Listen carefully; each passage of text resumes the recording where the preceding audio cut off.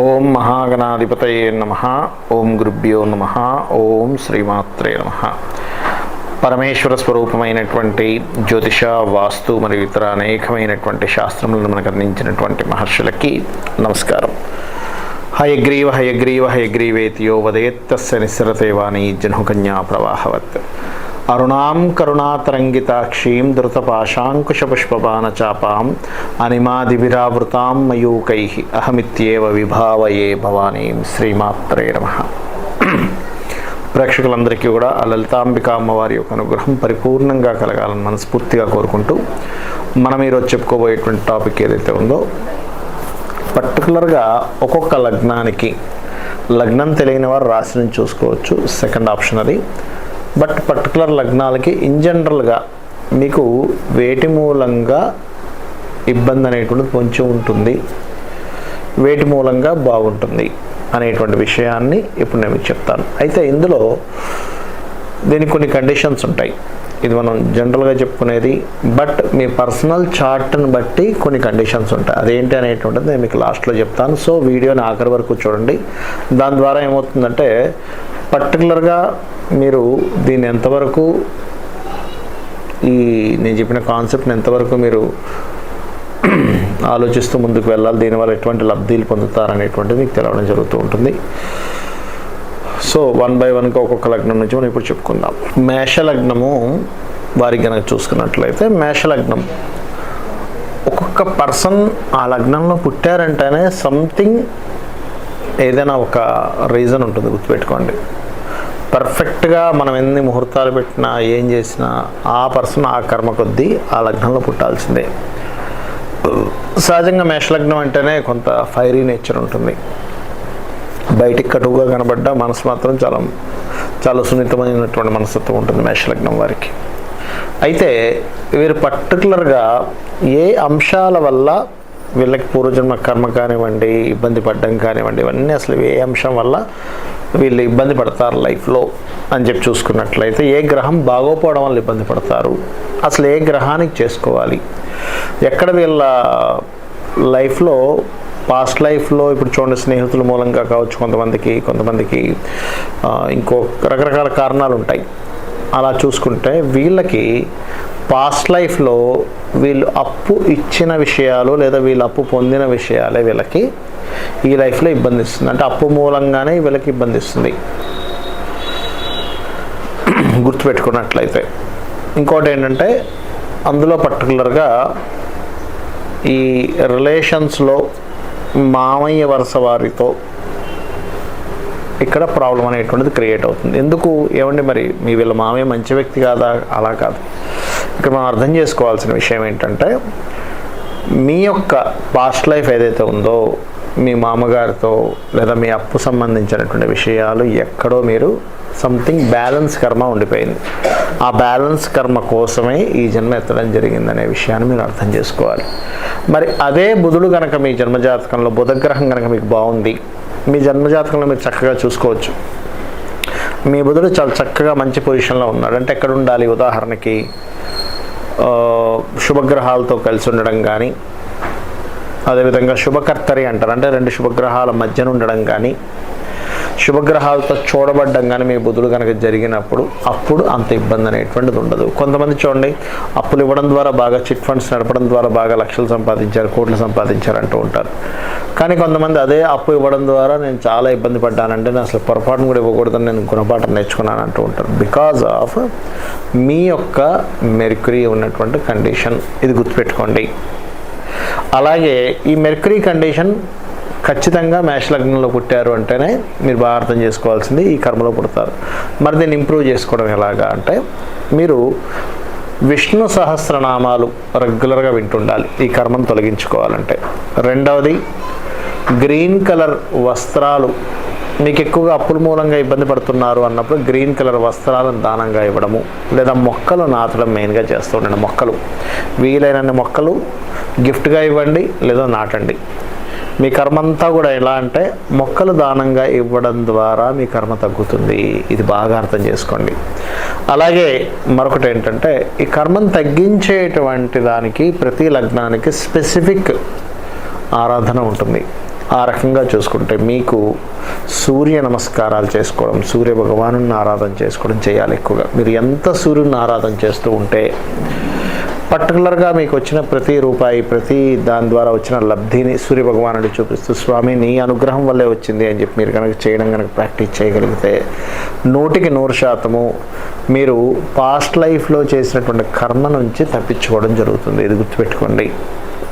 అయితే మీరు ఎప్పుడు కూడా మీ మేషలగ్నం వాళ్ళు ఎప్పుడు కూడా గుర్తుపెట్టుకోవాల్సింది, బుధుడు బాలేడు, బుధ మహర్దశ వచ్చింది లేదా బుధుడు అంతర్దశలు వచ్చాయి, పర్టికులర్గా ఈ స్పెసిఫిక్ వాటిల్లోనే మీరు ఇబ్బంది పడతారు. కాబట్టి పర్టికులర్గా బుధవారం లేదా బుధహోర, బుధుడు మహాదశ, బుధుడు అంతర్దశ, బుధుడు ప్రత్యంతర్దశల్లో ముఖ్యంగా లోన్ తీసుకోవడం, మీరు ఏదైనా లోన్ తీసుకోవచ్చు, ఇప్పుడు గృహానికి కావచ్చు, సంథింగ్ వాటికి, ఆ లోన్ సంబంధం లేదు, పర్సనల్ లోన్స్ తీసుకునేటువంటి విషయంలో మాత్రం చాలా చాలా చాలా కేర్గా ఉండాలి మీరు. సో మీరు ఏం చేస్తారంటే నేను చెప్పినట్టుగా ఈ బుధుడికి సంబంధించిన వాటిల్లో కనుక మీరు జాగ్రత్తగా ఉండగలిగితే, చాలామంది తెలియక శుక్రవారాలు డబ్బులు ఇవ్వరు, కాదు బుధవారం రోజు డబ్బులు ఇవ్వకూడదు. అందులో పర్టికులర్గా మీ మేష లగ్నం వల్ల అసలు ఇవ్వకండి. సో ఇది కనుక చూసుకొని విష్ణు ఆరాధన చేయడము, అంటే విష్ణు సహస్రనామాలు వినడము, సూర్య నమస్కారాలు చేయడం కనుక చేసినట్లయితే ఖచ్చితంగా మీరు ఈ జన్మలో మీరు ఏ పర్పస్ అయితే మీరు ఇబ్బంది పడాలో ఆ పర్పస్ నుంచి బయటపడడం జరుగుతుంది. వీడియోని నేను ఎండింగ్ వరకు చూడమన్నది ఎందుకు అనేది ఇప్పుడు చెప్తానని మీకు. ప్రతి జాతకానికి కొన్ని కండిషన్స్ ఉంటాయి. ఇప్పుడు మేషలగ్నం నుంచి మీనలగ్నం వరకు మనం ఒక్కొక్కటి చెప్తూ వస్తున్నాం. అందులో పర్టికులర్గా మీరు అర్థం చేసుకోవాల్సింది ఏంటంటే, ఇప్పుడు మనం చెప్పుకున్న టాపిక్ ఏదైతే ఉందో అది పర్టికులర్గా మనము కర్మ, అంటే ఒక కర్మ పర్పస్ మీద ఈ భూమి మీదకి వచ్చాము, దాన్ని ఏ రకంగా మనం అవాయిడ్ చేయగలము, దాని నుంచి ఏ రకంగా తప్పించుకోగలము, దాన్ని ఏ రకంగా నల్లిఫై చేసుకోగలము, అంటే ఏ దేవత ఆరాధన చేసుకుని నల్లిఫై చేసుకోగలము అనేది చెప్పాను మీకు. అయితే ఇందులో ఇది ఖచ్చితంగా మీకు జరగాలి అంటే, ఈ ఇప్పుడు నేను చెప్పినటువంటిది ఏదైతే ఉందో దాని నుంచి మీరు బయటపడాలి అంటే మీరు ముఖ్యంగా చేయవలసినటువంటిది, చెప్పిన రెమెడీ కంటిన్యూస్గా చేయండి ఎన్ని ఆటంకాలు వచ్చినా. ఎందుకంటే మీరు ఏదైతే ఇప్పటివరకు మీ లగ్నం గురించి విని మీరు ఏదైతే మీరు చేద్దాం అనుకుంటారో అది చేయడం అంత సులభం కాదు. మీకు ఖచ్చితంగా అది చేసే క్రమంలో ఖచ్చితంగా మీకు ఆటంకాలు వస్తాయి.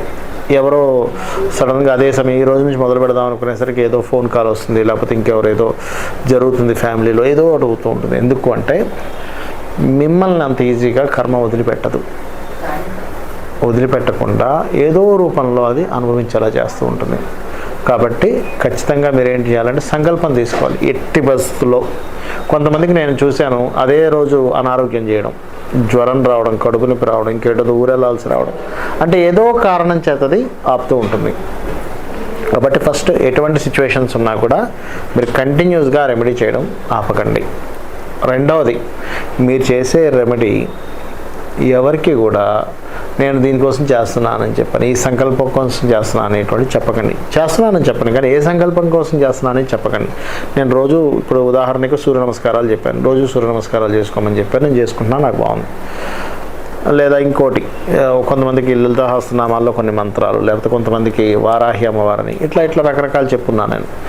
నేను అనేది ఏంటంటే, నేను పర్టికులర్గా నా సంకల్పం ఇది, ఈ సంకల్పం కోసం చేస్తున్నా అనేది మాత్రం ఎవరికి రివీల్ చేయకండి. ఎందుకంటే ఏదైనా ఒక విషయం గుర్తుపెట్టుకోండి, ఏదైనా ఒక విషయం కనుక మీరు రివీల్ చేశారంటే అది అయ్యే ఛాన్సెస్ తగ్గిపోతాయి. గుర్తుపెట్టుకోండి, అది ఏదైతే అవ్వాలో ఆ ఛాన్సెస్ పూర్తిగా తగ్గిపోతుంది. బికాజ్ ఆఫ్ మీ మిత్రులు ఉండొచ్చు, మీ శత్రువులు ఉండొచ్చు. మీ శత్రువులు మీరు అలా అవ్వకూడదని కోరుకునే వాళ్ళు ఉంటారు, మీరు బయటపడకూడదని కోరుకునే వాళ్ళు ఉంటారు, కష్టాల్లో ఉన్న వాళ్ళు కూడా బయటపడకూడదని కోరుకునే శత్రువులు ఉంటారు. గుర్తుపెట్టుకోండి. కాబట్టి పొరపాటును కూడా మీరు ఏ పర్పస్ కోసం ఏం చేస్తున్నారు అనేది ఎవ్వరికీ తెలియనీయకండి. ఇది చాలా ముఖ్యం, గోప్యంగా చేసుకోవాలి. మూడోది, ఇప్పుడు నేను చెప్పిన రెమెడీస్ కొన్ని టెంపుల్స్కి వెళ్ళే ఉంటాయి, కొన్ని గోశాలకు వెళ్ళే ఉంటాయి, కొన్ని దేశాల్లో కొన్ని ప్రాంతాల్లో ఆలయాలు ఉండకపోవచ్చు, గోశాలు ఉండకపోవచ్చు. అలాంటి సందర్భంలో ఇంట్లోనే చక్కగా పటం పెట్టుకొని అదే ఆలయానికి వెళ్ళినటువంటి దాన్ని, ఏదైతే ఆలయానికి వెళ్ళి ఎలా అయితే ప్రదక్షిణం చేసుకొని పూజ చేసుకుంటారో అలాగే ఇంట్లో చేసుకోవచ్చు, అందులో ఎటువంటి దోషం లేదు. కానీ గోశాలకు మరి ఎలాగండి అన్నప్పుడు, మీరు వేరే కంట్రీస్లో ఉన్న, ఇండియాలో మీ వాళ్ళు ఉంటారు, ఇప్పుడు ఉదాహరణకి ఏదైనా దానం చెప్పాను, ఆ దానం మిమ్మల్ని చేయమని చెప్పని అన్నాను, కానీ మీకు ఏ యుఎస్ కంట్రీస్లోనో, అరబ్ కంట్రీస్లోనో, లేకపోతే ఏ దుబాయ్లోనో ఉన్నప్పుడు అక్కడ కుదరకపోవచ్చు. కొన్నిసార్లు కుదురుతుంది, కొన్నిసార్లు కుదరదు కొన్ని ఆలయాలు. అప్పుడు ఏం చేయాలి అంటే, మీరు పర్టికులర్గా మీ కుటుంబ సభ్యులు ఉంటారు కదా, ఇండియాలో తల్లిదండ్రులు కావచ్చు, అక్క చెల్లెలు కావచ్చు, ఫ్రెండ్స్ అయినా పర్లేదు, గుర్తుపెట్టుకోండి. వారి చేత మీకు ఏదైతే దానం చెప్పానో దాన్ని, లేదా గోసేవకు చెప్పాను, వారి చేత చేయించండి. చేయిస్తూ సంకల్పం చెప్పుకునేటప్పుడు, అంటే ఒక దానం తీసుకునేటప్పుడు ఒక వ్యక్తి సంకల్పం అంటే ఒక పురోహితుడితో సంకల్పం చెప్పిస్తారు. ఏమని? పలానా దోష పరిహారార్థం ఈ యొక్క దానం ఇస్తున్నాను అని.